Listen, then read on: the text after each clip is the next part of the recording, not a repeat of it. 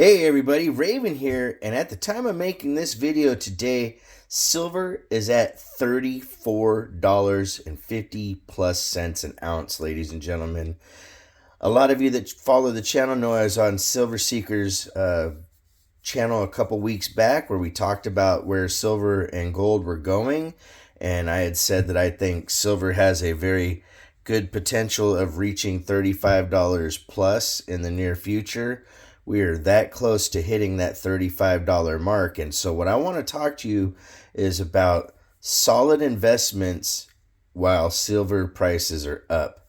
Silver's always a solid investment. Let me start that off just to say that and get that out there. I'm not a financial advisor, so these are just my opinions on what I know as a coin dealer and stacker for many years, and I have a lot of experience, and I've seen a lot of things happen with the silver and gold market over time. And a lot of what I'm going to say today about this stuff also applies to gold, but I want to talk about silver itself because I think you can do really well when prices are higher for certain items in silver. Junk silver has been actually pretty reasonable at a lot of the shows lately. But right now, junk silver's current melt value is almost $25 face. So every dollar, here you go, you got, a dollar in silver right now. Well, that's a 40%er, but say these are both 64s. That dollar is literally $25 in your hands. So what is one of the more solid things to do is start looking for vintage bars, numismatic stuff, and BU silver, because honestly is a difference in the price of getting circulated silver and BU silver, but with the way things are going in the market, the solid things really to get are things that aren't so affected by the price of silver going up, such as numismatic items. Take, for instance, this 1942 proof mercury dime. This thing is absolutely gorgeous, and it is silver. However, it doesn't have any effect from the current market.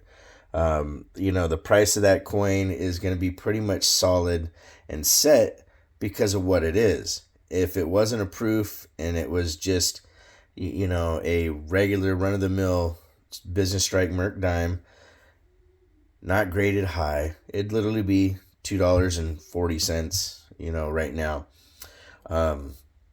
Another thing to think about is things like gorgeous Morgan silver dollars, like these 1904 O's here. These coins here are going to stay relatively stable in a market where silver is going up. Again, there is, 3/4 of an ounce of silver in each one of them. However, they have a pretty strong numismatic value that far outweighs the price of silver per ounce. Now, the interesting thing in this is if silver were to go up to like $50 an ounce, then everything's going to be affected in one way or another, in the sense of a quarter would be worth, $10-15, so it's kind of crazy. But some things that you can pick up and not be hurt as bad on is vintage bars, because vintage bars already have a really kind of high premium. And so as silver goes up per ounce, the vintage bars don't really jump the same way as a generic 10-ounce bar would, because these have the value of the silver, plus they're already premiums to them. Like something like these probably average about $45 to $50 per ounce as they are. Now, again, if silver was to make a huge jump and go to like $50 or so, then yeah, you might see a little bit of difference in the price of these bars, or like this Engelhard out of Canada. If you ever see that little mark, that's a Canadian produced Engelhard.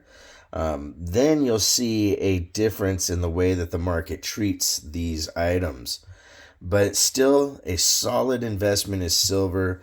And if you bought your silver at a really low price, you might consider in the near future, if silver still keeps going up, maybe to offset a little bit before it starts going back down again.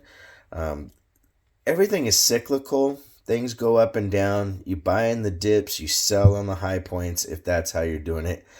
I'm in this for the long haul, and as a dealer, I have to constantly buy no matter what.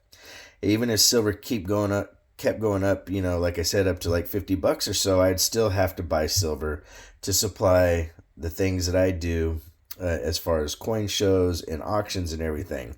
The junk silver like this, I keep as a hedge against any kind of bad things that might happen in the future. These kind of bars here, you guys know I love the collectible silver. Oh, another thing you could find is really cool air silver like this that's not going to be affected. Another numismatic thing, this 1891S, this has a really cool lamination with a strike through, ladies and gentlemen. So the D-lam fell off and it still got struck through, so you can see the lettering there. But watch the markets closely and buy, like I said, in the dips, sell on the high points. Don't get caught in the fear of missing out either. There's one thing about investing into silver if you have a budget for it, but don't go into debt to do it. That is something that is very important, because the interest that you would have to pay on a credit card or whatnot won't necessarily keep up with the decrease in value over time if that were to happen, and it's hard for it to keep up with the increase of silver might go up 10%, but you're owing 18% on your credit card and you're losing 8% in your investment overall. You got to really think these things through before jumping in feet first and committing to something that could potentially harm you in the future. But if you have the ability to do it, make sure you set aside a certain amount of your entertainment budget. A lot of people say, well, I can't afford to do this or I can't afford to do that. Well, it really comes down to how you budget things. I hear it all the time. People are like, I can't buy this, I can't buy that. And I said, well, you smoke cigarettes, you go out to the movies, you do things that cost money that you could literally, you don't need to go out to the movies. Most things stream. You pretty much just need food, shelter, water, and that's about it in life. Some entertainment at home.